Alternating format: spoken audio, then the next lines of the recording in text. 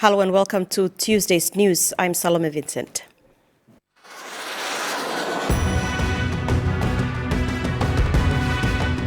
In this edition, Parliament adjourns for lack of quorum, geographical and infrastructure challenges remain, and lawyer to stand trial over wife's death.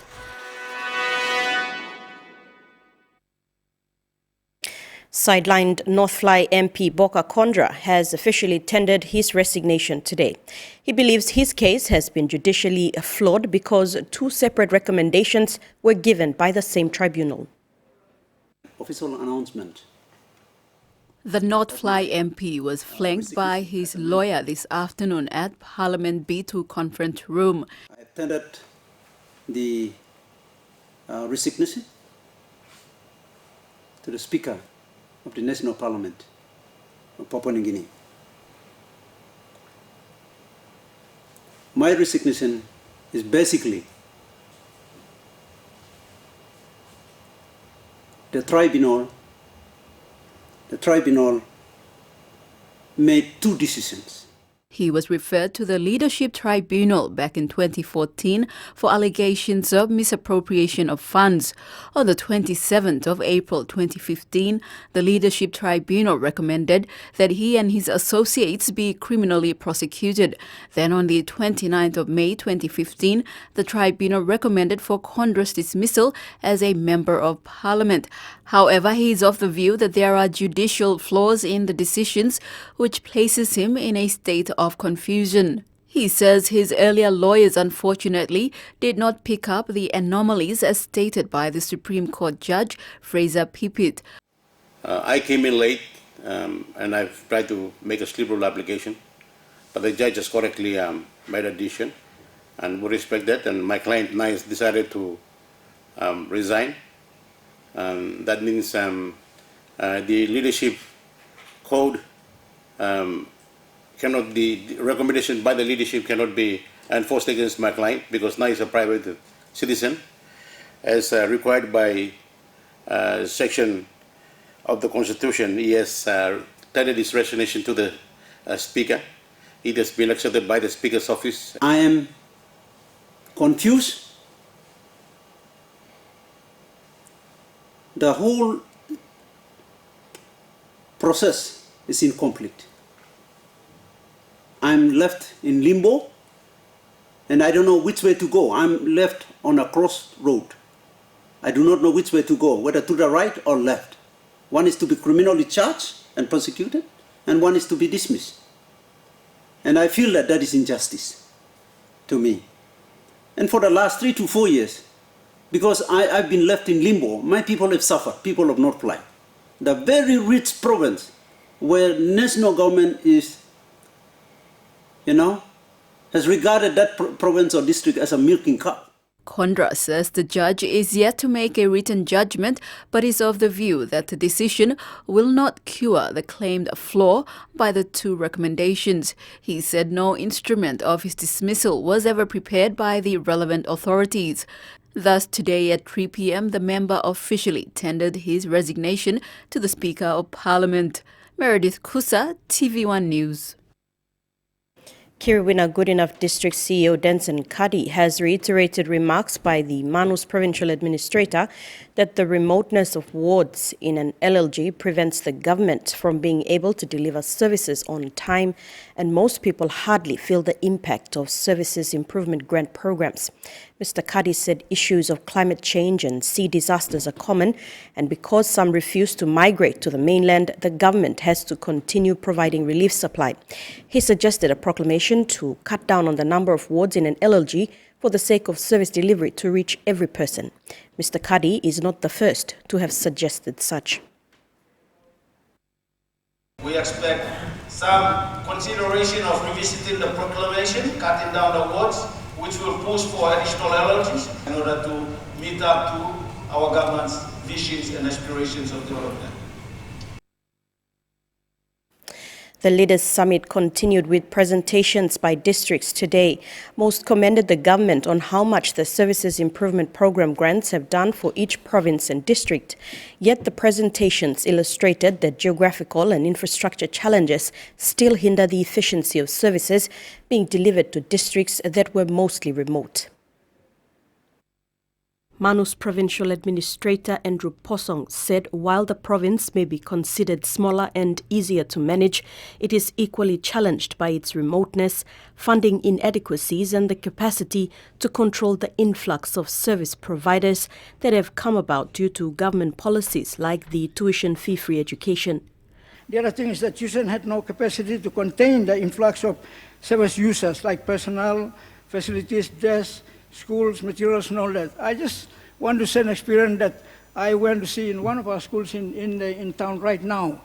When I actually went there, I saw that a group students sitting on a round table doing the work. And it is really a pity that they do not have a desk to their own that they can sit. The funding inadequacies means the province is unable to sustain the demand of the services like the TFF and an increase in outpatient healthcare in rural and urban clinics. But Manus did deliver by the end of 2016 with an increase in internal revenue from 1.7 million per year to 16 million as a result of the Refugee Processing Centre. Meantime, remote Jimmy district in Jiwaka province reported 3 bridge projects, a number of health facilities being completed and public-private partnerships to deliver services. District CEO Matthew Kuraiwe said Kongaun Bridge, built with the support of the PNGDF Engineering Battalion, have paved way for a road link into Madang province. And one interesting thing is there is no road on the other side. There's one road in, and the soldiers found it very difficult to build a bridge because there is no road on the other side. But they managed to build, and it's the most difficult bridge. That is the comment from defense. And that is the bridge. So you plan on building another bridge, stumble along. Road you go along, Baya you go along Mereng, people are building pins, one plus bridge, M200 compact. So it's the next alternate highway into Mereng.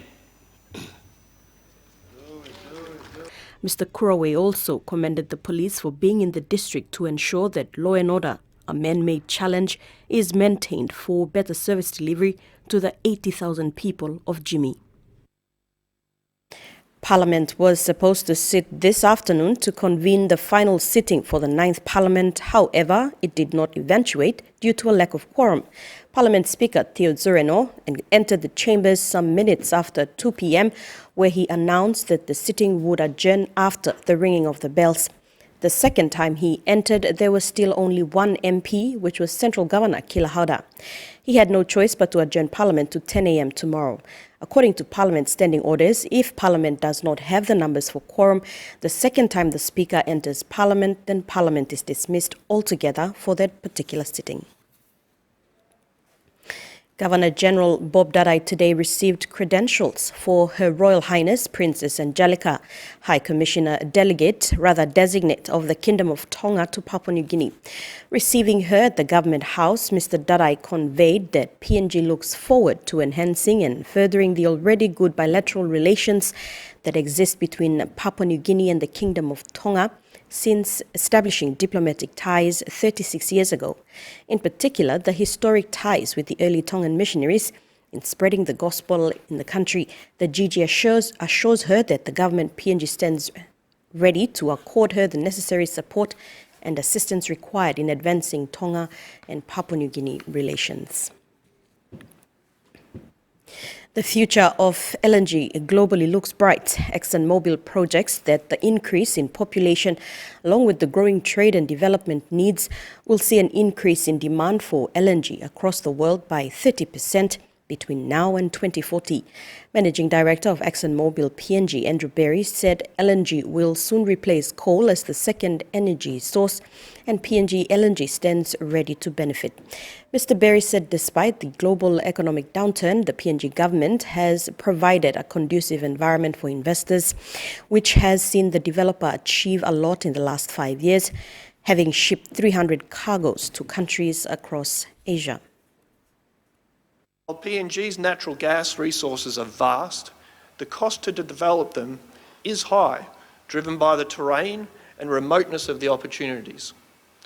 To drill just one exploration well can cost more than 300 million kina, and ExxonMobil, along with our partners, have invested more than 2 billion kina in exploration alone since 2010. LNG exports for Papua New Guinea will provide the backbone of investments and provide the engine for economic growth in the country. They will also, importantly, provide the opportunity for domestic gas projects. The Waigani Committal Court has committed lawyer Felix Kange to stand trial at the National Court over the death of his partner, Regina Morove. He was committed on the grounds of criminal negligence. Felix Kange from Maya in Pangia, Southern Highlands Province, appeared at the Waigani Committal Court from custody at the Bomana Correctional Facility. Kange was arrested and charged with murder after he was accused of murdering his wife Regina Morove on the 14th of May 2016. In his record of interview, Kange said it was an accident. He said the gun was fully loaded and placed in a drawer in their room. Court was told that the gun was loaded because the previous night there was an attempted robbery at the neighbor's residence. On the day of the alleged murder, Kange walked into their room where he claimed the victim and her sister were busy putting on makeup. He went directly to the drawer and took out the gun. He said in the process of turning around with the gun, his elbow touches the wall and in the process, his finger pressed the trigger and shot the victim through the mouth. Court said although there is evidence indicating that the weapon was fully loaded, cocked and ready to use, there is no evidence suggesting why it was fully loaded on the day of the murder. Court also did not rule out the possibility of an accident, as accidents do happen when least expected. While there was no evidence for murder, there was enough information suggesting there was no imminent danger for the gun to be loaded, cocked and ready for use on the day of the murder. The court described this as criminal negligence on the defendant's part. Therefore, Felix Kange was committed to stand trial at the National Court. The committal court even suggested that he be tried for manslaughter and not murder. Felix Kange has chosen to remain silent. Charmaine Poriambe, TVWan News. It's been over a year and the Waigani Committal Court is yet to make a decision on the sufficiency of evidence for one of the suspects in the alleged tourist assault along the Kokoda Trek. Toxie Jacob and another minor were apprehended, badly assaulted, arrested and charged for sexual penetration of a female tourist and unlawfully wounding and robbing her and her boyfriend along the Kokoda Trek in January 2016. The story, which shook the country after it hit international media and even raised suspicions whether the couple's story was true, still has its faith in the PNG court system. Toxie Jacob's case has been completed, however, awaiting decision whether there is sufficient evidence for the matter to proceed to trial at the National Court. Today, the case was listed, however, was further adjourned to next week for ruling. TVWan News continues after the break. Stay with us.